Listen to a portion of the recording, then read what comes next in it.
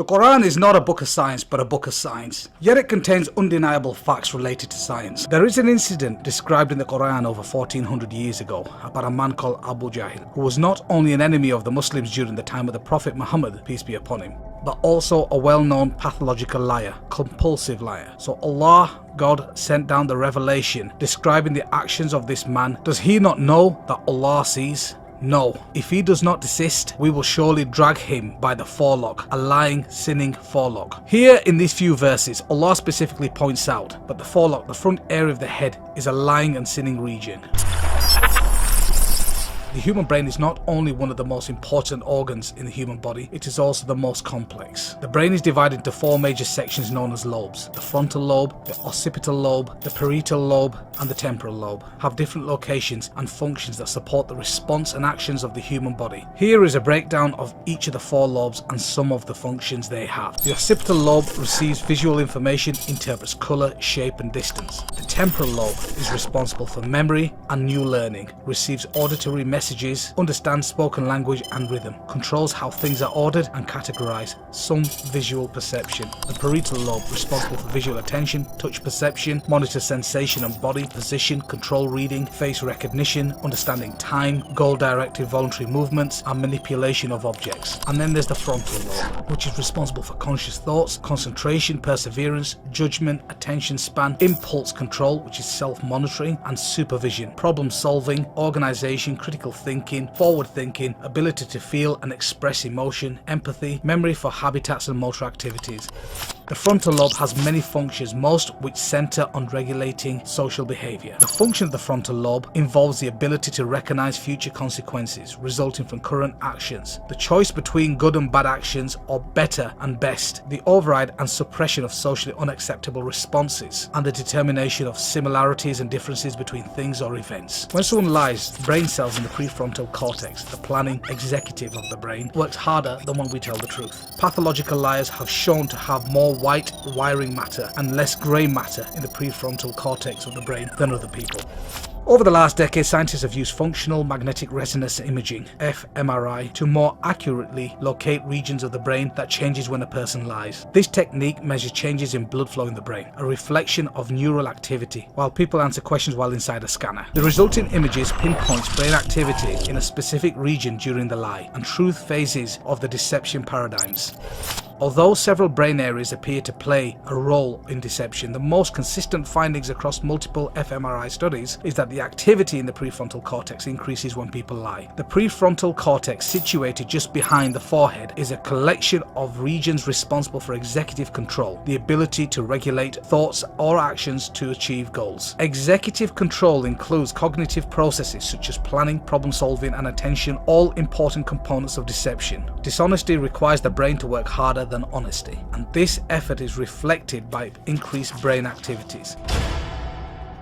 Let's take a closer look at the prefrontal cortex subdivisions. This area of the brain has been divided into three main subdivisions, known as the dorsolateral prefrontal cortex, orbitofrontal cortex, and the ventrolateral prefrontal cortex. In recent years, neuroscientists, criminologists, forensic psychiatrists from around the world have carried out a number of studies on the human brain. In particular, interest of the criminologists and forensic psychiatrists has been the prefrontal cortex subdivisions, in which regions some have described in which wicked behavior takes place. The frontal cortex is an area of the brain which plays much of the final decision making when doing crimes such as murders, serial killers, rapists, robbers, etc. The front lower part of the brain, called the orbitofrontal cortex, is an area which is involved in moral decision making in figuring out what's right versus what's wrong. They have noticed a similar pattern in the brain scans of criminals in this region. Studies are still ongoing and more information is slowly being revealed, but one thing is very clear, and that is the prefrontal cortex is where lying and sinning takes place.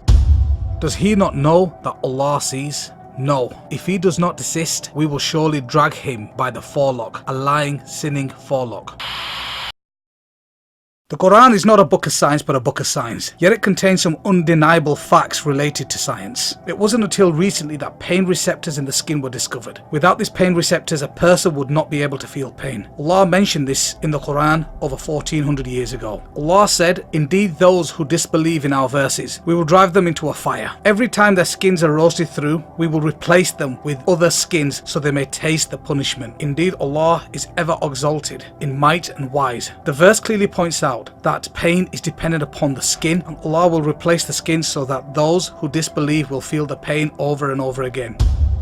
Our skin acts as a protective barrier between our internal body systems and the outside world. Its ability to perceive touch sensations gives our brains a wealth of information about the environment around us, such as temperature, pain and pressure. Without our sense of touch, it would be very hard to get around in this world. We wouldn't feel our feet hitting the ground when we walk, we wouldn't sense when something sharp cuts us, and we wouldn't feel the warm sun on our skin. It is truly amazing how much information we receive about the world through the sense of touch. And although we still don't know all the ins and outs of how the skin perceives touch, what we do know is interesting. Let's take a closer look.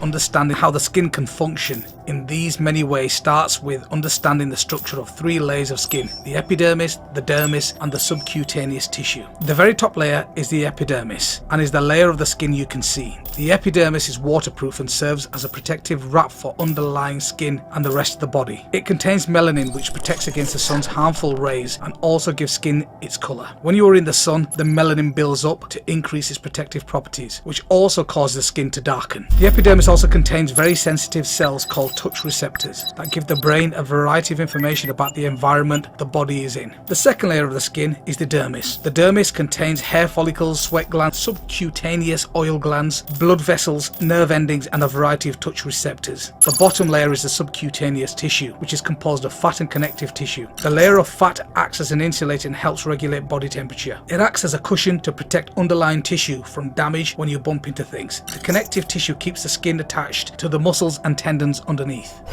Receptors in our skin. Our skin and deeper tissue contains millions of sensory systems. Without them, you wouldn't be able to sense and respond to your environment. They register what happens on your body surface and when they send signals to your spinal cord and brain. Light touch and deep pressure. Other receptors are more complex. The Meissner corpuscles, for example, are enclosed in the capsule of connective tissues. They react to light touch and are located in the skin of your palms, sole, lips, eyelids, external genitals and nipples. It is because of these Meissner corpuscles that these areas of your body are particularly sensitive. Most of your touch receptors sit close to your skin's surface. Some of them, however, are located further down. Receptors such as the Pacinian corpuscles sense pressure and vibration change deep in your skin.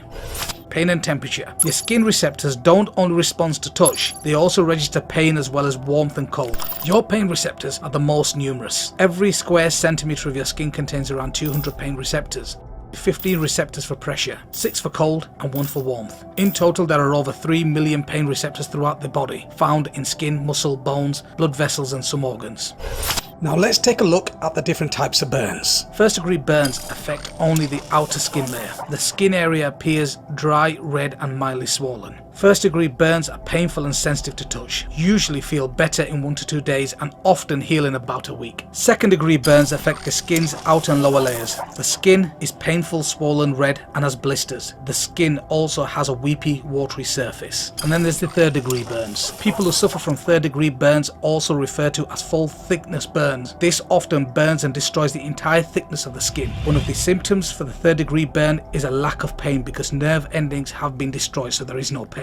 Because the pain receptors have been obliterated along with the rest of the dermis. Blood vessels, sweat glands, sebaceous glands and hair follicles are all destroyed in skin that suffers a full thickness burn. Now contemplate over this. Allah says He will drive the disbelievers into a fire. Every time the skins are roasted through, just like in a third degree burn, the skin becomes painless. So He will replace their skin so that they may taste the punishment over and over again.